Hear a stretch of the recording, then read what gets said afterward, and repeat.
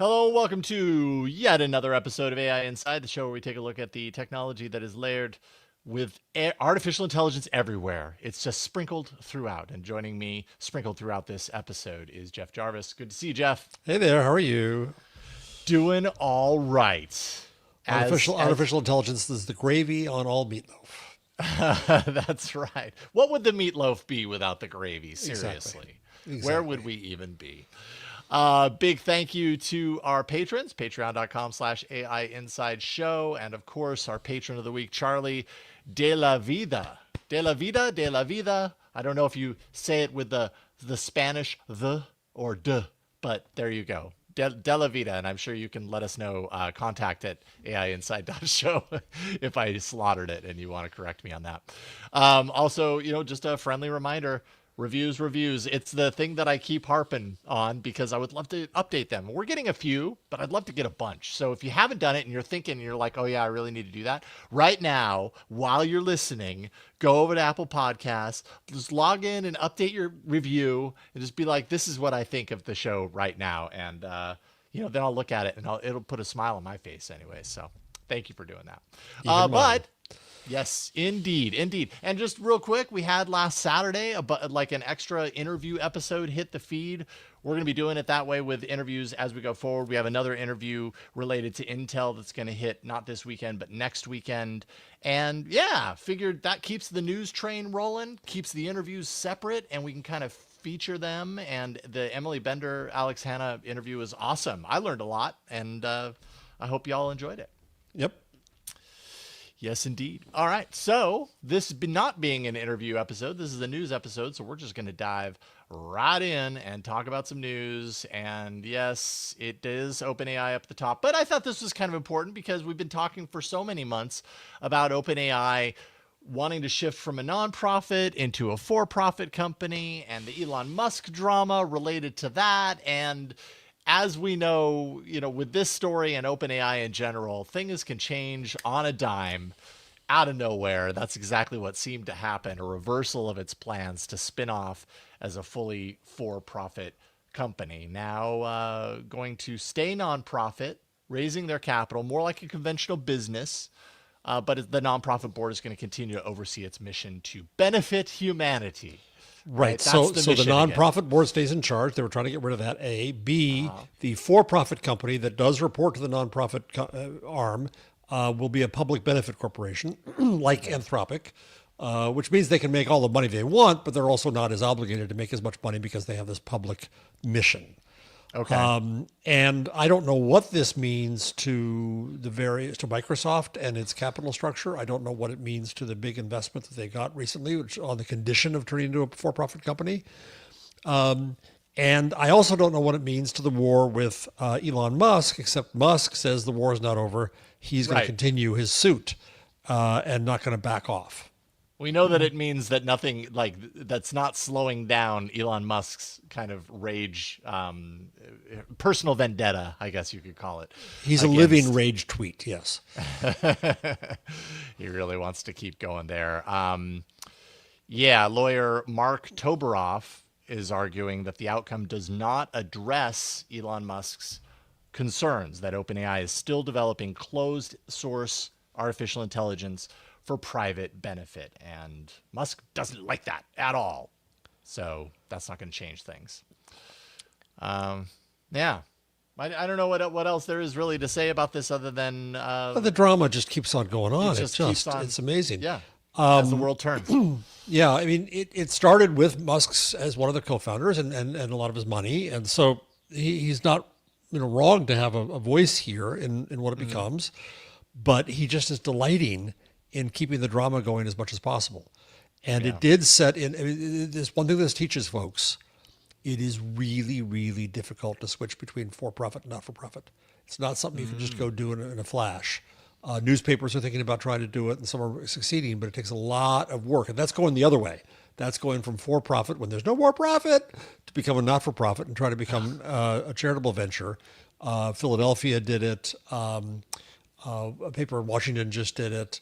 And I think there's a couple other examples here and there, Salt Lake City. But in this business, it's the opposite, because being not-for-profit, limited, the investment potential here. Because the thing about profit is, it is a way to pay back your investors. It is a way to give them the dividends of their investment. And if you're not for profit, nobody owns it really. So this was a switch on that. And either way, whichever route you want to go, it's very difficult when it comes to taxes.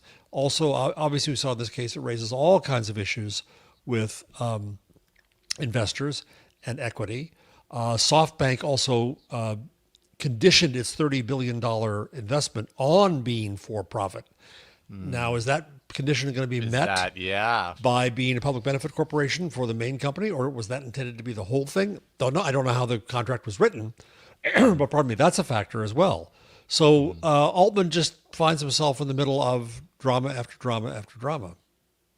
What occurs to me when I'm listening to you talk about the challenges of transitioning from one to the other is that if you're going from a for-profit to a non-profit, also there is the perspective or the what is the saying of something is reality, not perspective is reality. Perception is reality. Perception is reality. The transition from a for-profit to a non-profit kind of has an air of like altruism, or maybe that's the wrong word, but it's kind of like, you know what, we were making money, now we just want to do this for the good of humanity or whatever. In going in that direction, there's kind of like a good feeling about it from a perception perspective.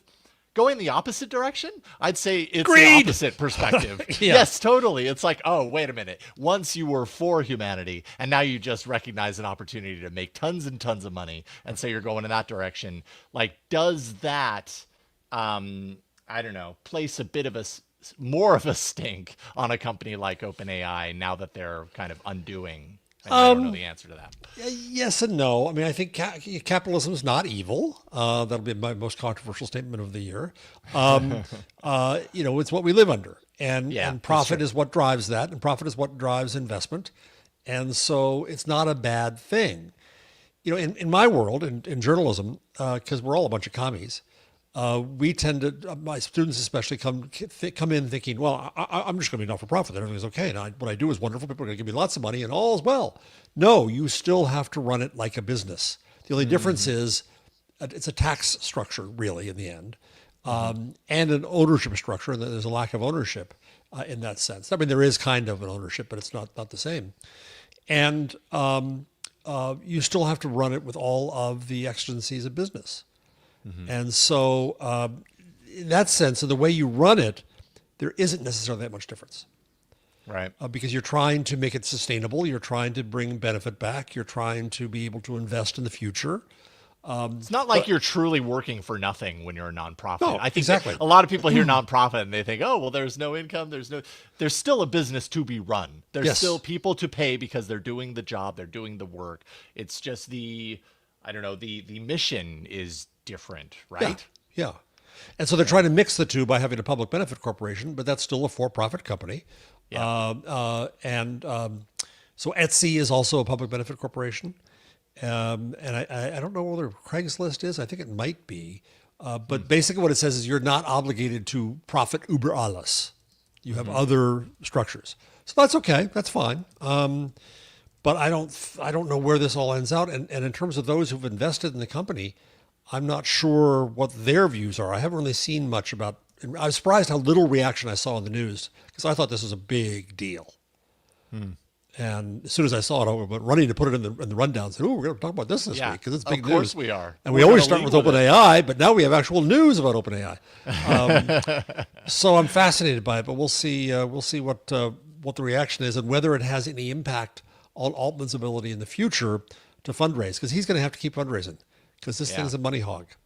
Yeah. And he wants to build Star, whatever it is, the Starbase. No, what are they calling their not Starlink, not Starfleet, no. Star. Whatever. They're hosting Stargate. Is it Stargate? I think it is. Yeah.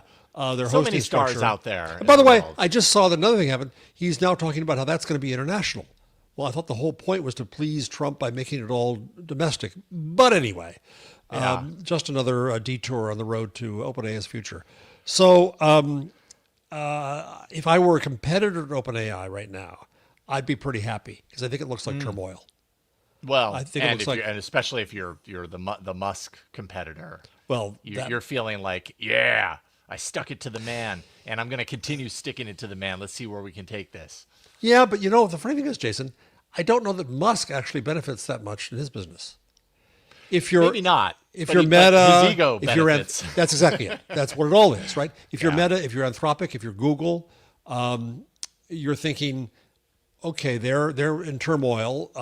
That opens up space for us. For sure. If you're Musk, you live in turmoil. So Does this not much difference. change people who work for OpenAI who are like, oh, we're transitioning to a for-profit great, company. I'm great gonna stick question. around, and now suddenly things are changing. They're like, your plans for the future are different than what they were planning for.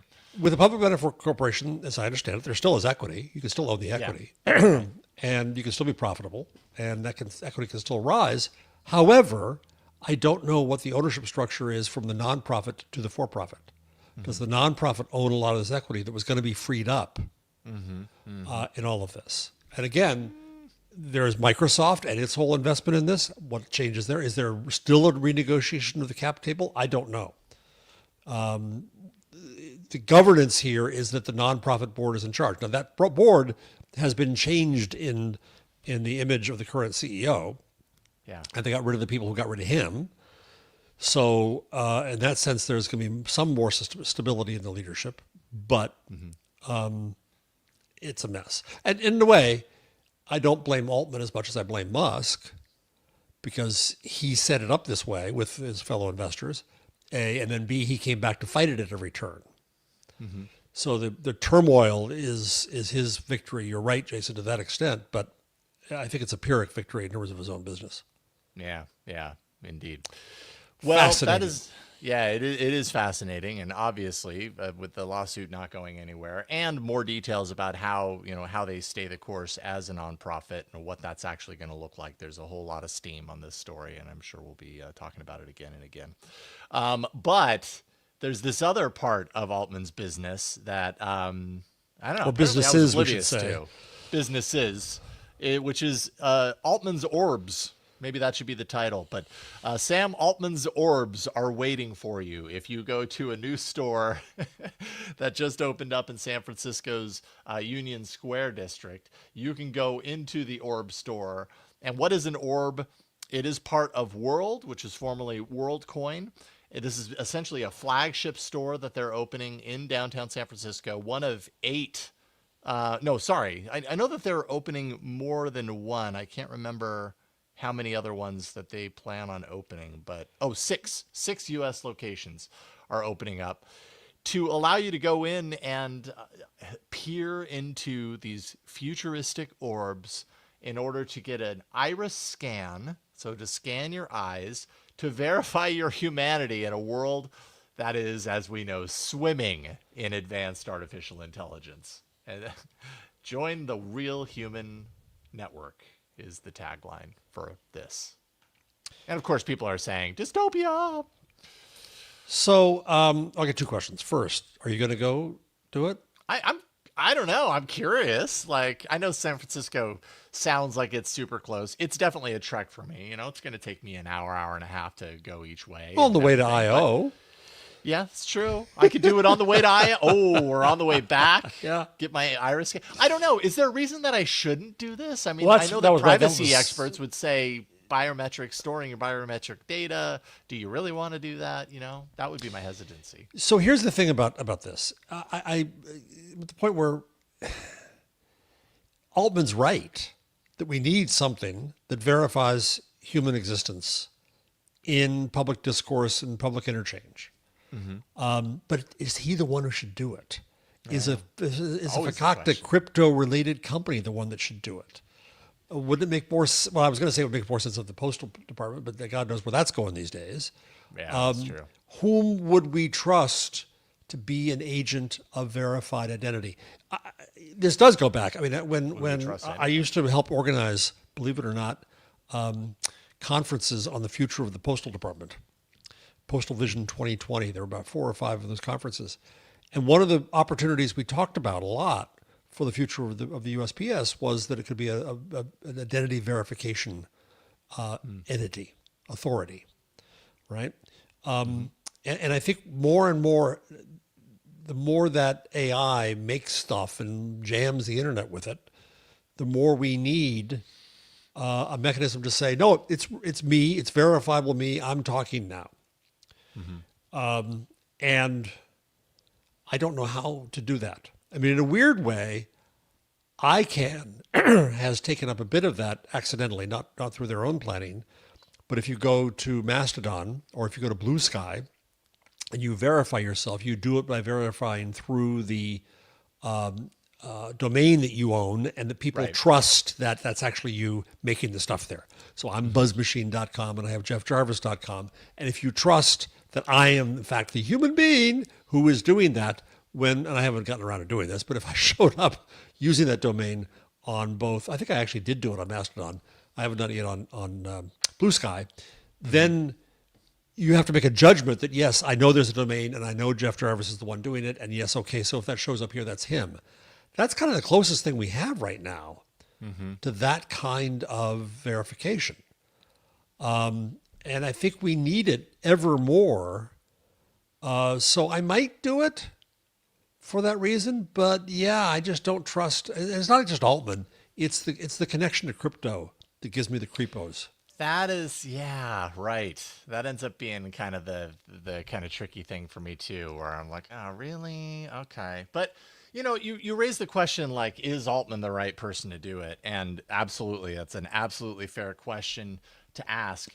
Is anyone I mean, I'm not saying that he's the right person to do it, but he's one of the people doing it versus not doing it.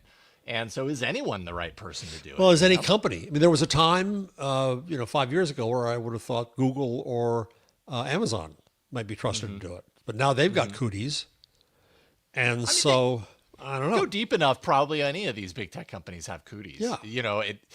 You dig deep enough, you're probably going to find some reason to not trust them with something as critical as biometric data storage and all that kind of stuff. So then it just depends on whether you feel it's necessary to have it and that the risk is you're willing to take the risk to have or is it something that we think that a new and independent, non-governmental, non-corporate entity should be started as an identity verification authority with some security of your identity, but also some measure of privacy and control. And Can we build it with that in mind, with some sort of community involvement, so that it's built with us in mind instead of built from the frame of Sam Altman and whatever it is that he stands to gain out of something like this, being the person in control and in power of this particular technology. So that makes me think that what Altman should do is donate the technology. I don't know how he's planning to make money with Orb, but if he's not planning to, if it itself is not the center of a profit structure. And by the way, if it were the center of a profit structure, profiting off my identity, I don't know. So it strikes me it needs to be an ICANN-like organization. And I'm not sure what else is of that size. And in essence, the ITU, the International Telecommunications Union, has some role in that. The FCC has some role in that when it comes to broadcast outlets. I wouldn't trust my phone company either. I don't like them. I wouldn't trust my cable company. Oh God, could you imagine Comcast? Right. No, thank you. My TV screen right now, of course, is the Vatican's. Maybe they should do it. I don't know. But that brings some baggage too. For some folks. I think it all does. Yeah, it all does. But I think we do need, point of all this once again, we do need some verification of identity. Now, the risk to verified identity when it becomes required, if you live in a country like China, is that there's no opportunity for anonymity if it's required, and thus freedom of expression is severely limited. So even having verified identity is a threat. Right. It's in those circumstances. If you find yourself in a totalitarian regime, and hey, it could happen anywhere, then to be able to undertake certain activities, having to have verified identity becomes a threat. And this is the problem with the UK right now and Florida right now, and access to porn. When you go and verify your age for those purposes, you're also registering as a porn fan, not fun in itself, and you become vulnerable to all kinds of other identity theft. Other identity theft. If cultural norms around pornography change and shift, and suddenly the administration decides, what, that is something that we want to like litigate around and criminalize or whatever. Now suddenly they have an immediate pool of people to go after, and that wasn't the case when you signed up for the verification, but now it is. Right. And oops, can't put the genie back in the bottle there. Yeah, it carries a lot of risk. Also, is Orb on blockchain? I think it is. Yes, a decentralized layer 3 blockchain designed, right? So the other issue there is that thus there is that sounds secure, but that also means there's no erasing. And I don't know. There's so much I don't understand about blockchain, and I've tried. Like, so many explainers. It's an interesting protocol. I don't want to say it's technology, but it's an interesting standard. But it raises, number one, environmental concerns, but number two, cultural concerns, because these jerks with all the cryptocurrency that's associated with blockchain, it's not all blockchain, but it's associated with it, becomes an issue. This is not for our show to discuss, but this week I was looking, and there was a big crypto party in, was it Dubai, I think? Yeah, Dubai. And then Trump's having his crypto dinners.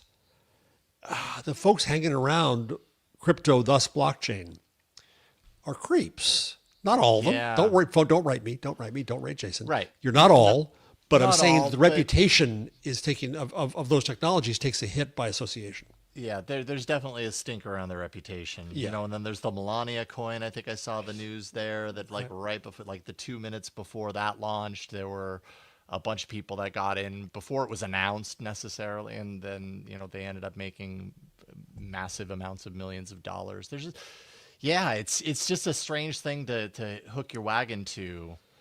And yet I think blockchain fans, people who are, or rather blockchain stans, would say there are plenty of really useful Absolutely. applications for a protocol like blockchain that have nothing to do with crypto. Absolutely. I in two of my books I wrote about what an idea I have that to update copyright with something I call credit rate.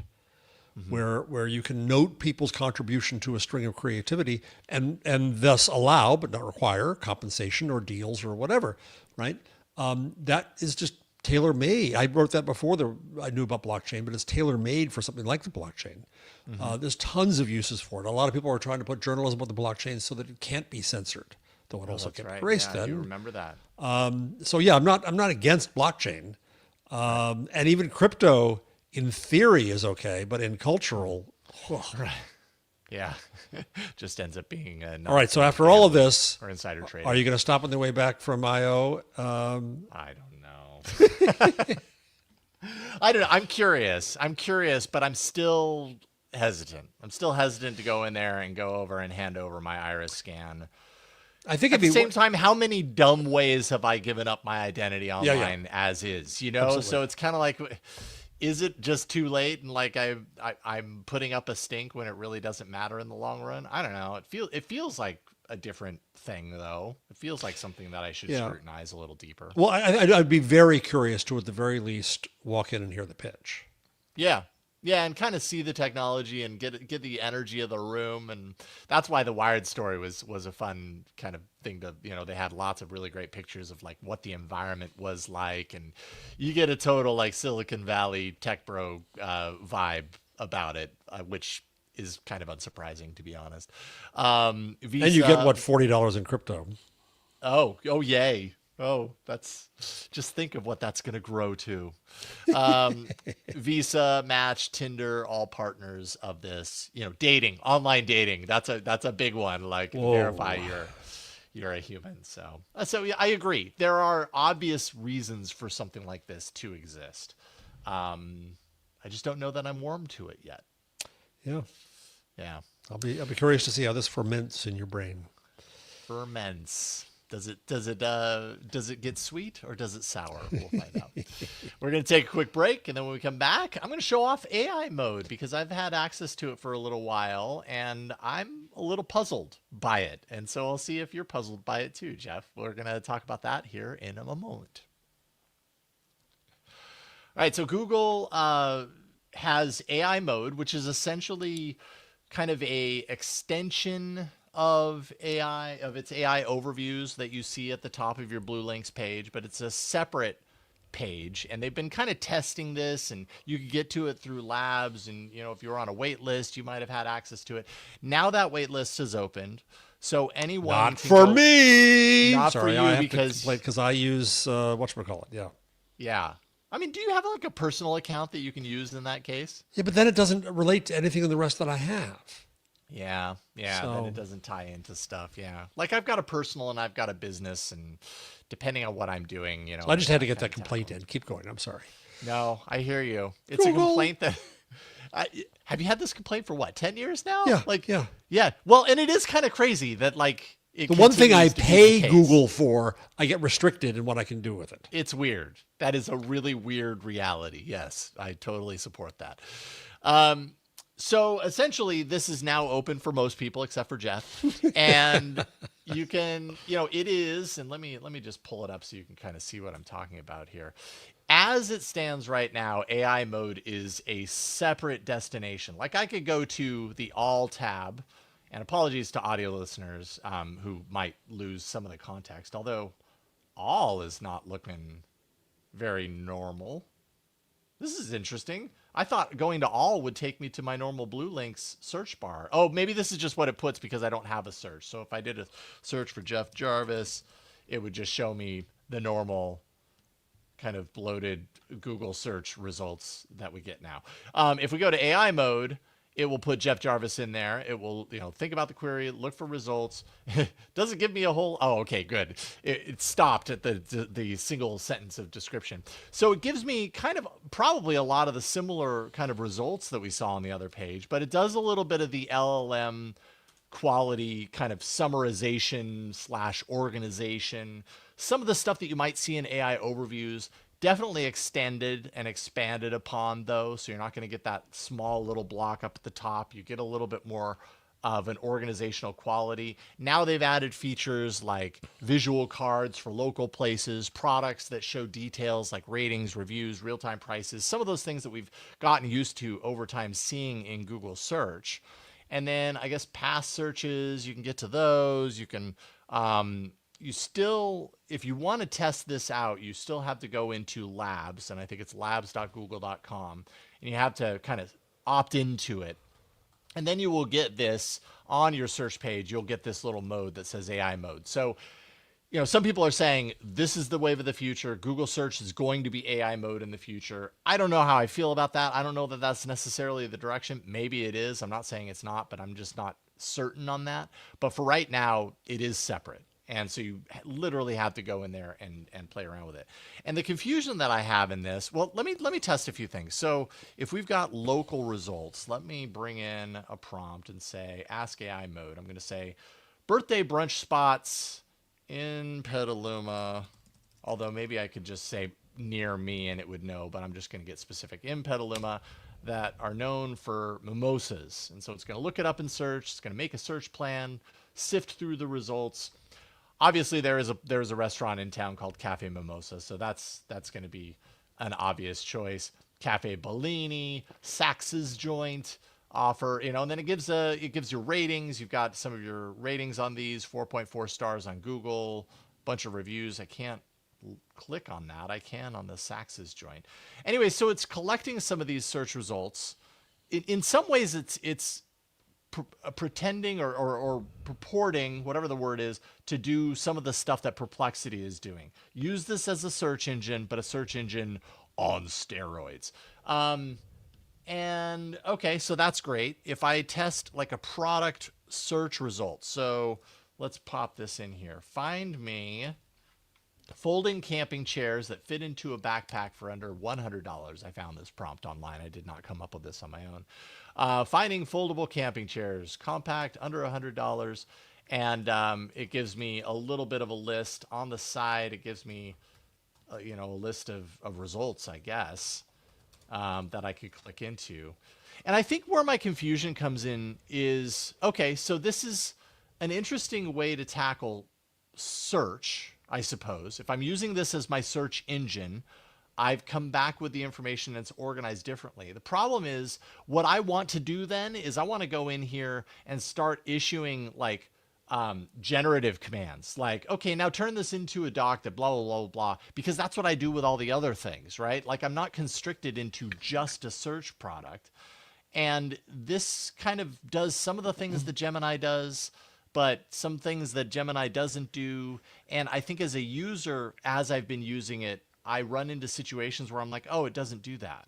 Why doesn't it do that? I want it to do that. Oh, it's a different product. So now there's the cognitive load as a user of I need to remember that this only does these things, but this other AI that's very similar to this, but not quite the same as this, does more. And that can just be a little confusing to know which one I use for what purpose, I don't know. So I went into my other, I reluctantly, under protest, went into my free Google account. Okay. And thank you for the purposes of the show. The show thanks. For the good of the show, yes. For the good of the show. So, people have been arguing that AI was going to ruin search, and I've been arguing that no, that's not the case. Google's ruining search. It's just so weird that they're screwing it up themselves. So I asked 3 different kinds of questions. I asked, explain the history of mass media. Okay. And it gives me a pretty straightforward and bland thing. The next question I ask is pizza near me. Because if this is supposed to be search, it should operate with the utility and value of good old search. Okay. And so what it does is, as you showed, it does paragraphs listing the places with no links. The links are to the side. To the side, it says here are 8 sites. Okay, so I can go over there. Right? They're disconnected. I can show you that. You got to kind of like do some work to like connect the dots between the two. Yeah. And by the way, it's not in the same order. So I can't say, well, the third one in the paragraphs should be the third one in links. Nope. Right. It's out of order. Totally. It ruins it. So then the next thing I did was ask for, because I just got, Jason advised me, I got the cheapest possible Samsung S10. Which is not cheap. Not cheap, no, but it's cheaper than the most expensive. It's less than half the price of the most expensive S10. Yeah. So I can annotate PDFs because I was doing all kinds of research about the Remarkable and the books and I hope it works for you. It did, though my family was rolling their eyes at me because I was cursing the first 3 hours using it. I couldn't forget. How do you mark and scroll at the same time? And I didn't know you got to do 2 fingers to do the scroll so you don't leave your mark when you're doing the thing. And my wife says, well, isn't there a manual? I said, no, all you can do is go to YouTube and people are going to spend 15 minutes telling you one simple thing. Yeah. So anyway, so I asked it, what's the best tablet to use to annotate PDFs in sync with my Google Drive? All right, so in this case, it gives me 3 paragraphs, and then it gives me links that are not necessarily directly related to those. So if I wanted to just look up the Samsung Galaxy Tab S9, I hope that wasn't a lot cheaper. There isn't a link to that. Window. It's cool. There isn't a link to that, right? There's links to other things that are part of their research shtick. Here's a story about these things, right? Then the other problem is, to your point, Jason, about things you could expect to do elsewhere. I wanted to ask a follow-up question and say, which of those comes with a stylus? No. That becomes an entirely new search. Oh, right. Okay. So which comes with a stylus? No, but yours it did. Well, focusing on tablets that come with a stylus included, here's a break.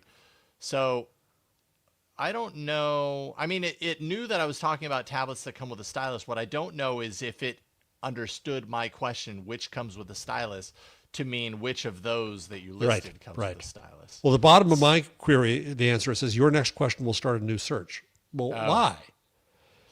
So it's labs. There's a limit to the amount of follow-ups before, or I don't know. That's a good question. Okay, because I'm not getting that warning. Maybe it's just me. Which of these is the best? That way I'm like referring to it's doing that for you. Thing. It wouldn't for me. Well, let's see here. I mean, maybe. And it's doing that it all fakey together. reasoning thing. Well, I'm doing this, I'm doing that. Give me credit Yeah. for all this work I'm doing on your behalf. The best tablet. Give me a depends treat. on- Yeah. Yes, exactly. Which of these is the best? Okay, so it gave me. Okay, I mean, I don't know if the. I'd have to go back and refer to know. Right. But if you if want, it then really, what are the related links on the side? Are they, does it, top 50 products of the year? What is the best Samsung tablet for work? Best back to uni technology with Samsung 2023. So What is it's the best tablet? it's abstracting, it's disambiguating, it's intermediating all of that content to create its own thing, which is going to drive media companies absolutely berserko. But it also, so that kind of hurts them. All right, we'll have that argument in the future. But it also hurts me as a user. If you want to just link right now to the book's note air, there's no link to say, okay, I want to know more, or is there at the bottom of that thing? Is that a link? So what does this that go is to? a link. I don't know if it's the link. Let's see what it goes so to. This refreshes the area on the side, and so it gives me Scott I see. Hanselman's e-notes or e-paper article from 2021. It gives me a Guardian article, 8 best. So it does not link me to the product. It just kind of takes me to more. Nor does it link you to a story that's just about that product. No. It links you to one of the stories that it used to disambiguate, to Exactly. It links to a couple of intermediate. stories that probably mentioned it in some way, Right. shape, or form that it Right. pulled that information from. So But my it doesn't then process of say, research- like, you're looking for a product, so maybe I should have like a link to the product here. Exactly. Yeah. Exactly. So it doesn't know my user needs. And so then now what you got to do is you got to go over to your all and remember to do a search for the Onyx books, whatever it's called. See, I can't even remember what it's called. I got to go back to AI mode, go into my previous history, and it's a whole web, I guess. So yeah. So I'm confused too. It's a little confusing. It is also, Google would probably be fast to labs. say, yeah, it's labs, it's beta, it's trial. Do you think that this is a product that could or will replace search the way we're used to? No, I think that's the point of what we just did. I think Yeah. no, it's going to be people say, "Give me a search back." Yeah, because this feels broken. Whether it's an illusion or not, when I open a Google search tab, I'm pretty confident I'm going to find the thing I'm looking for within the first page or two. Here, I have to do a lot more cognitive work Right. to understand if I'm finding the thing that I actually wanted at the end. Yeah, and as we discussed last week, who's training whom? Is the machine training us, or are we training the machine? When it came to queries, and the end of the job of not what's the word I'm looking for? Not a prompt engineer. Prompt. Oh, yeah, Right, yeah. right. So we talked about that last week. But in this case, we have an entire generation. We have everyone of all generations, but we have 20 plus years of people being trained of what search is. True. And Google is search, right? They still own that as part of our heads and how we think about the world. And they're so scared about others ruining it, they're going to ruin it themselves. It's mind-boggling to me. They feel they need to be with the AI, blah, blah, blah, the way everyone else is, or else they'll be left behind. I mean, it was Jan LeCun. It was Jan LeCun's interview where he said Google is kind of running scared right now, in a sense, because they see the oncoming AI wave as being a threat to some of these pieces of its business that have operated a certain way. And so they're rushing and making mistakes along the way because they want to be sure that they aren't left behind in the process and somebody else does it, comes out with the AI search that puts them out of business or puts their product on a lower rung on the Right, ladder. So, right. And so, interestingly, because like what I keep on saying about Google and AI is that they are ahead. They are doing things. I saw a story today about someone. I think it was a Guardian. It's where it should appear is that I'm giving up AI. People who were giving it up. Well, you can't. Did you do a search? Did you see an ad? Did you use maps? You're using AI. Stop. It's Yeah. ridiculous. Giving up AI maybe for a part of what you do, But- or a portion of what you do. Maybe you're giving up AI as a research tool. Well, maybe you're choosing but not to even then, use you're- ChatGPT, but you're Yeah, using AI. right. Come on. Yeah, right. Stop. Just stop. Yeah. It's like people used to say to me, well, I don't own a TV. I said, then how do you know who Vanna White is? What we've discussed about Google and AI is that they have been ahead for years, but they did it with like Intel inside, AI inside, and we didn't really see it. So now they're trying to get credit for it. So I just texted you a link to, no, I texted it to my wife. She's like, what is Jeff sending me here? She said, is this for me? No, sorry, honey. Hopefully it pops up on my screen. So Google puts out a blog post. The latest AI news we announced in April. So they're trying to say, look at all we're doing. Look at it all. Give us a Aren't we treat, amazing? right? Yeah, totally. We hosted Google Cloud Next 25. We made the best Google AI free for college students, but only during finals. We made we made deep research available on Gemini, right? So they're trying to list all this stuff and say, look what we're doing. We're doing all this AI stuff. We know you are. Mm-hmm. Yeah, I think it makes sense to then to jump a little bit ahead. I don't know why I didn't group these things, but because this is all in advance of what we have coming up here in a couple of weeks. Google is going to have its Google I/O developer conference. And as has been the joke in the last couple of years, and I think will continue to be the joke, is that it's less Google I/O anymore. It's more Google AI. And I think I/O is going to be almost entirely that, you know, and that's what we're going to see. But what they announced yesterday is a new version of Gemini 2.5 Pro I/O edition. So now they're additioning around events models of AI. I thought that was interesting. But essentially, it's an updated version, stronger coding capabilities, says Google. They say it's designed to make front-end coding, UI development, all those things easier, more efficient. The new model can pull information from a video as one example and then create apps based on what it learns from the video. So that's interesting. And Google has a challenge for developers to create things with the new model, to work with the new model, and then submit what they've created. And there will be some that are chosen to be highlighted during the conference in a few weeks. So, you know, getting more kind of juice out of the kind of public interaction and engagement with their model ahead of their conference. So, yeah. As you mentioned, I think last week, so they pulled the Android stuff out, and they're doing that a week before, right? Mm-hmm. Is that going to be an in-person event, or is that virtual? My understanding is that it's virtual. Well, and I don't even know that it's an event because it's called the Android Show. So is that like, is it a live stream? Or did is they it just a videotape pre-recorded something? video? Like, I don't know that we know. I certainly don't know the answer to that. But it does seem like Android is being de-emphasized to make room for all of the AI progress that Google has made. Yeah. You know, and plans to announce. And yeah, I mean, you know, there's a lot of developers. There's a lot of, we've talked about it on Android Faithful. Win Twit Dow, one of the co-hosts on Android Faithful, is an Android developer. She's not even going to be at I/O. I think she's going to be at a different developer conference that week. And in light of that news, she's kind of like, I think I win. Like, I'm not going to be at the conference that's de-emphasizing Android development.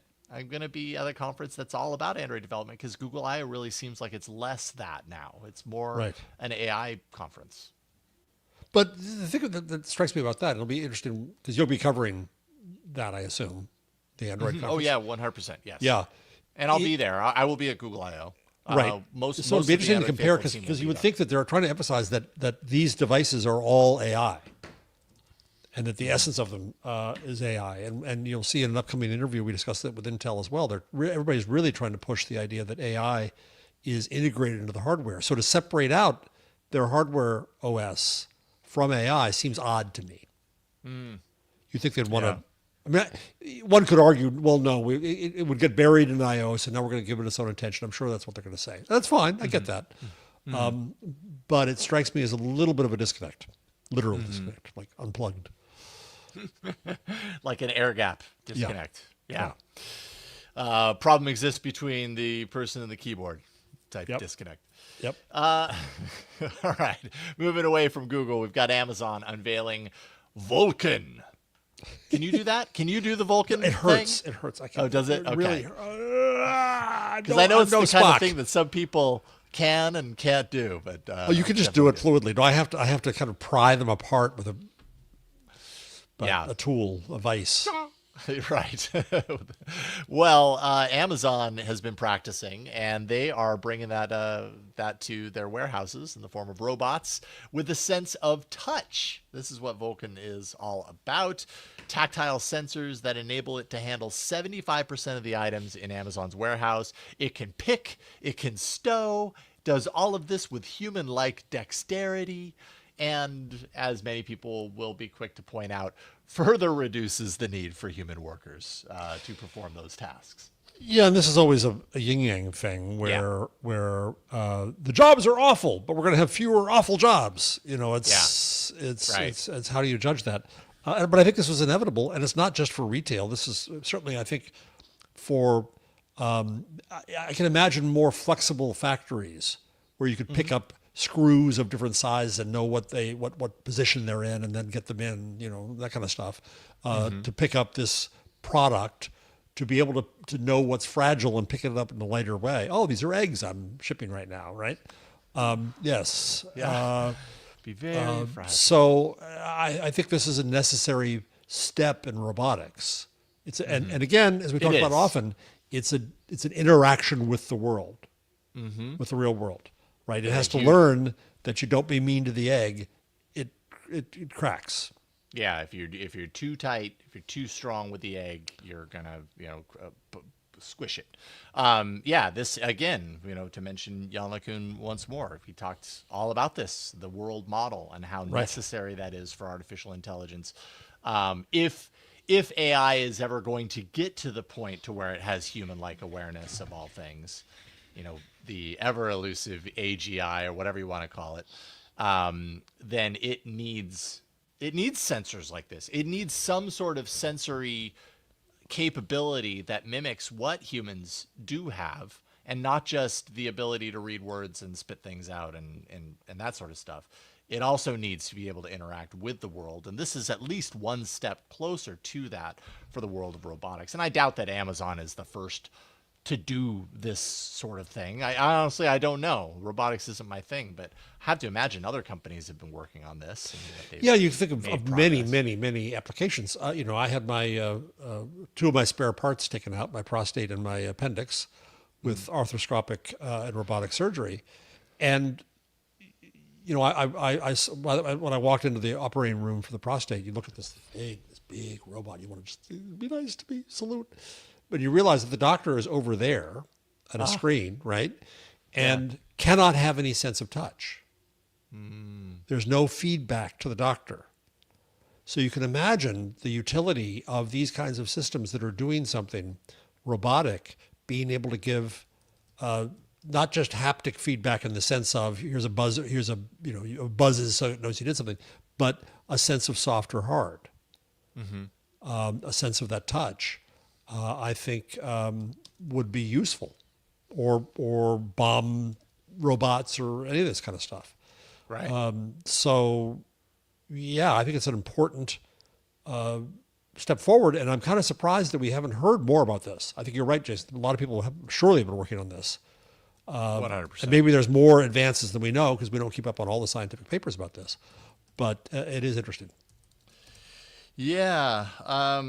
For sure it is. And, a company like Amazon stands to benefit a lot from this sort of thing because of the reliance upon, the need to store and sift and pull all of the items and everything that they're doing to feed their business. It seems like the kind of company that would be investing a lot of their attention and their resources into this sort of thing and to benefit from it.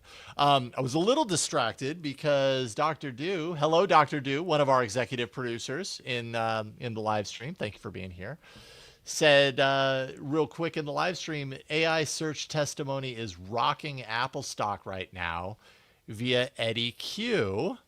Apparently, in the U.S. versus Google case, there is some information that is being shared there. Alphabet shares sink 8% after Apple's Q says AI will replace search engines. What?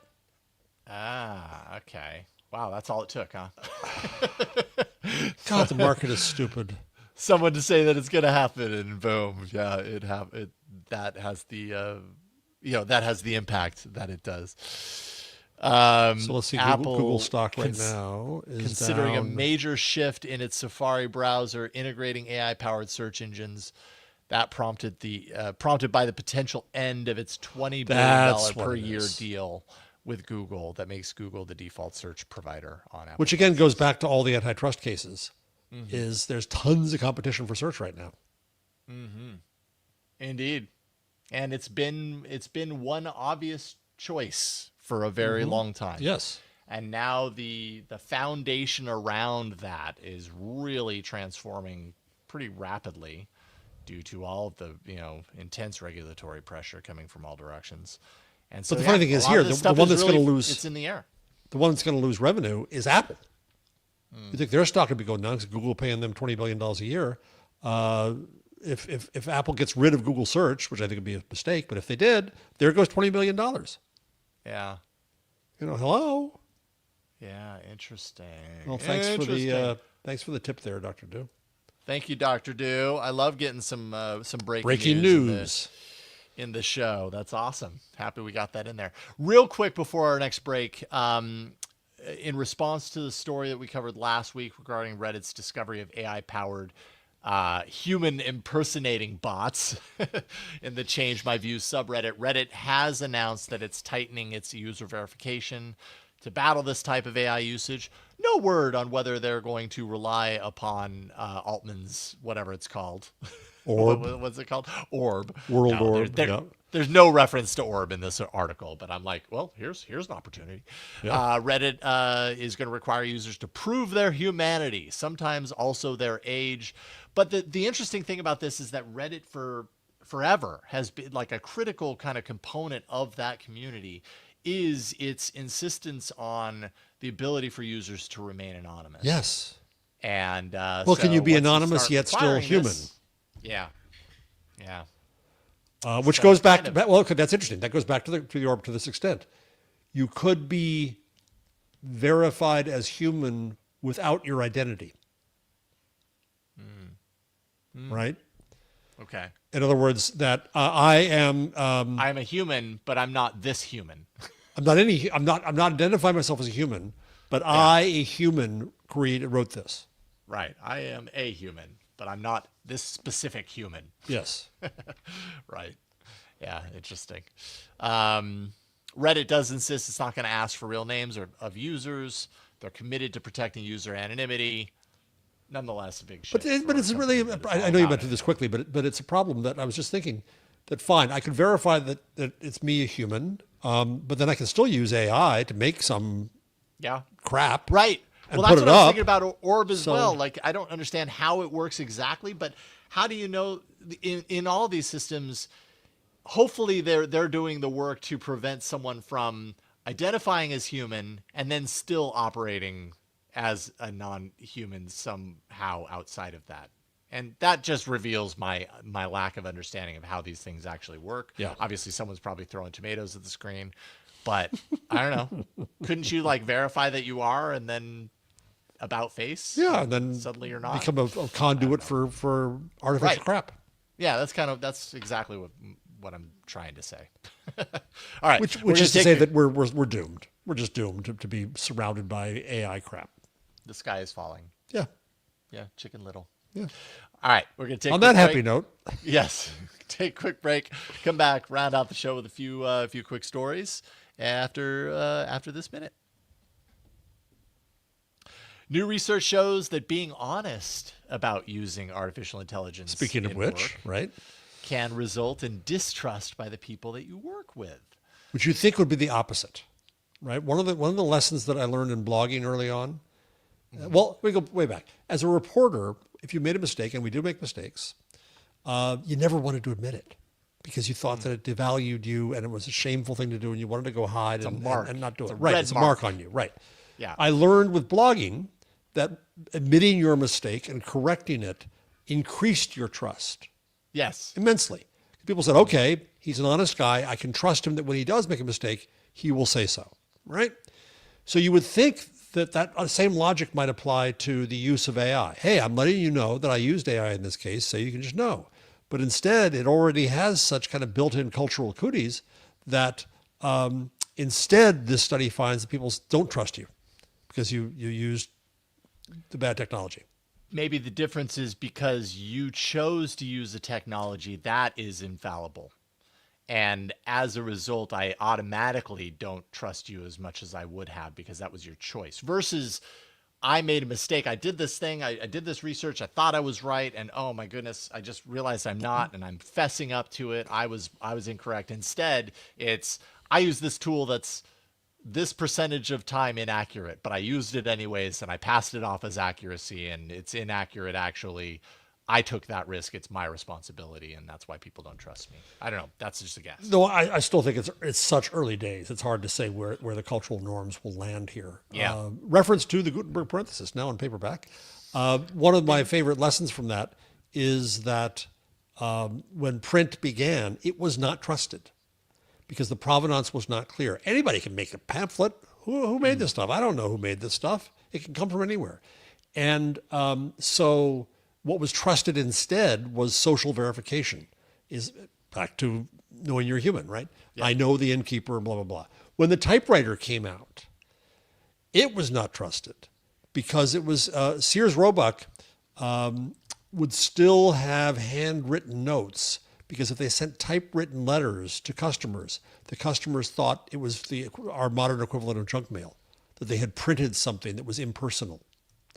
They didn't trust that that's the way it looks, right? Eventually, obviously, we trusted typewriting, we trusted print. So I think we will come up with new norms around AI and the creation of speech. But it's obviously going to be a lot harder because it mimics us so well. Mm-hmm. Mm-hmm. But it's too early, I think, to come up with forever rules here. For sure. Yeah, 100%. Yeah, I mean, reading through this, like, I feel this study to a certain degree because the last year and a half I have really leaned into, as part of this show, I wanted to learn these technologies. The more I learn them from a LLM text-based perspective, the more I understand how they are useful to me, and the more I want to use them because I'm like, oh, well, wait a minute. It enables me to do these things quicker, faster, in ways that were more difficult to do or took longer to do prior. And yet, and I'm surrounded by people that also do that. And yet I still feel a little weird sometimes talking about using them because there is a bit of a social stigma attached to it of like, oh, well, so you're not really doing the work then. Or how do I know that you're saying your words and not like the words that the LLM put out or whatever? And so there is a stigma attached to this stuff. And I think you're right. The distrust. You know, you're making me realize that this week I was in a faculty thing and somebody said, oh, I used ChatGPT deep research to find out, to ask them this or that. And I kind of looked at it askance and I thought, well, you're a professor, and I also didn't like the output from it. I thought it was too limited. I thought the question was not right, but because it gave like 10 pages of all this stuff, it's deep research. People were responding to that, and I was thinking, no, stop. But I didn't want to insult the person who used it. Yeah. So yeah, I guess I looked askance. Yeah. Now that I think about it. It's probably there's something subliminal about it. Like, actually, I'd be curious for people who, and obviously this wouldn't apply to everyone, but for people who do use AI on a regular basis, how do they see it in that situation when someone else does? Because I think even if they're open to it and they use it, do they place, like you're talking, kind of exactly what you're talking about, do they still, whether they mean to or not, have that like internal, a little glimpse of judgment, a little flash of judgment when they find that out? Or my trust or my perception of quality out of this thing suddenly went down a couple of rungs, not entirely to the bottom of the ladder, but just a couple of rungs. Like it was up here that I found out there was AI involved, and now it just like took 2 steps down. And yeah, I'd be curious to know. I'm sure there are studies going on right now about that too. Yep, exactly. The family of a man who was killed in 2021 in an Arizona road rage incident used AI to recreate the man's likeness and voice for an in-court impact testimonial. And oddly enough, when I read the headline on this, I was like, oh, well, that couldn't have gone well. Like, but oddly enough, the family who's involved, who created this, who crafted this with the use of AI, said that the court, said that what did they say? They basically said that the message that was reflected was of his nature, forgiving, steeped in kind of his religious beliefs as well. And I think it said something like, in another life, we probably could have been friends. I believe in forgiveness. And the courtroom was very moved by this representation of authenticity that's captured by his spirit through the form of AI. It was just very confusing to me that like this story seemed to have a happy aura to it. I'm still not convinced, but Yeah. there you go. There was a story a few weeks ago of somebody who used, I think they were representing themselves in court, who had AI speak for them, and the judge was pissed off because you shouldn't have AI testify for you. That's obviously wrong. So I had the immediate reaction to this was the same way. This is a court. What are you doing? Yeah. But it's not testimony in that sense. It was the family trying to represent their view, trying in turn to represent the view of their dead loved one. And they used this tool to do that in what they thought was a more effective way. Now, what if instead the view was, hang the sucker! I should be alive right now. How dare you? Right. And then You is did that this to me or whatever. is that manipulative in the opposite way? Yeah. Then I think we'd probably be looking at this a little bit differently and say, well, it's being used to try to drive the court to vengeance from what is clearly a fabricated representation of a human being and a view. The forgiving view was fabricated, but it was forgiving. So the AI became a tool to that good and happy, well, happy is hard to say in this case, he's dead. Right. But that more gracious, that is to say, filled with grace, part of the story. So that made us look at it this way. But I think if we saw a case the other way, I don't think this would be seen in a good light. Totally agree. Yeah.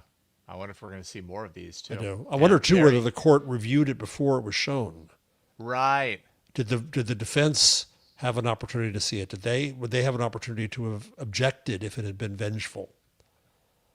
And how what is the right word? Not authoritative. How authentic can something that was created like this actually be when you're talking about something that's being shown in a court proceeding? Well, it's not. It's the family decided to do it, and it was in the family's control, as it should be in the family's control. It is the opportunity for impact. It's an impact statement. Yeah, so it's not changing the course of the case. The family could have gotten up there and said their piece in their words from their mouths, and they could have probably said whatever the heck they wanted to in that situation. Instead, they chose to go this route to have the victim say what they believed the victim would have said, or based on content, based on videos and audios of him being him. And so, yeah, it's an interesting story. Yeah, when I saw that one, thank you for putting that in. So I looked up the original story here, the link from it. So they also showed images of the victim from real life, real images of him with a sense of humor and so on and so forth, which again, I think is part of an impact statement. People hold up photos. Those are technologies too. The state had asked for a 9.5-year sentence, and the judge ended up giving him 10.5 years for manslaughter after being so moved by the powerful video. So he got a worse sentence than the state wanted. So I don't know. The judge offered the following response about the use of AI. AI has potential to create great efficiencies in the justice system and may assist those unschooled in the law to better present their positions. Right? That's my argument that AI can extend literacy in a way. For that reason, we are excited about AI's potential, but AI can also hinder or even upend justice if inappropriately used. A measured approach is best. Amen. Along those lines, the court has formed an AI committee to examine AI use and make recommendations for how best to use it. At bottom, those who use AI, including courts, are responsible for its accuracy. All true, Your Honor. Stipulated. Interesting. Finally, Finally. tell me a little bit about this I smell AI thing. So I'm going through my Google News on my phone or whatever they call it these days because they changed their names on everything. And yes, it's still Google News. And I'm just scrolling along and I come across this story. Alberta's premier promises referendum on separation from Canada. Now, I used to cover, long ago in my early career in journalism, I went to Quebec and Montreal and covered stories about the separatist movement there. So I'm really fascinated. So I'm looking at the 3 bullets. This is part of Google News Showcase, and it's what the AP provides to Google News. Yeah. And the 3rd bullet is Alberta, a largely French-speaking province of Quebec. Oh, boy. I think you got it. No. So I just came up and I said, I smell AI. And the thing is, this thing carries the reporter's byline. So everybody said, who's Jim Morris? What has Jim Morris been? Right? I don't think it was Jim Morris. I doubt even he was responsible for this summary. It's somebody in the Associated Press who did it. And then I looked at the story itself, and I think I can see where this came from. Because there's a paragraph just on its own that says, the largely French-speaking province of Quebec held references in. So if you, the AI knows this story is about Alberta. And so it substituted the word Alberta, comma, the largely French-speaking province of Quebec, right? Because the story was about Alberta. And that's all it did. So it was RAG. It used the story available. It tried to summarize the story, but it got thrown by a missing antecedent.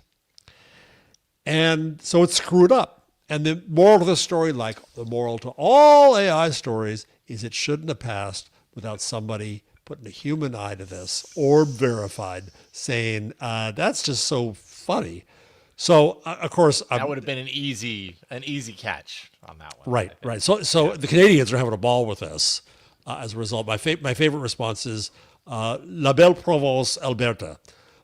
There's like 12 French-speaking people in Alberta. It's the absolute opposite of Quebec. They couldn't be more extremes in Canada. And so it's hilarious, but it's a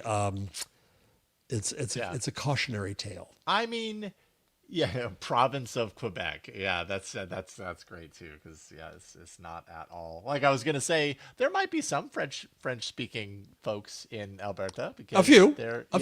Somebody said part of Canada, and they travel around. Somebody said in the response to me, like I'm one of 12 of them. Nice. Yes, I lived in Montreal for 6 months. It was a fantastic 6 months. I loved it. Quebec. You did? Beautiful. Yeah. Oh, what a place. Montreal is beautiful. Oh. Yeah, it's a wonderful city. Oh, really cool. Love to go back someday. How's your French? Oh, it was horrible. Like I didn't speak French before the opportunity to come along. I was dating a girl at the time who was a citizen and lived there, and she's like, "Why don't you come get a student work visa and live here for 6 months?" And so I did, and so I learned very basic French to do it. Je voudrais un donut. But I worked at a movie theater. And I remember deuxième salle à gauche is like second cinema to your right or something. I can't even remember. I learned just what I needed, but it was a great city. I really enjoyed it. And a great podcast was had. Jeff Jarvis, thank you so much for being with me on yet another episode of the AI Inside podcast today. Always a pleasure. And always. Just have a ton of fun. The Web We Weave at jeffjarvis.com. Also the Gutenberg parenthesis and magazine and more coming soon.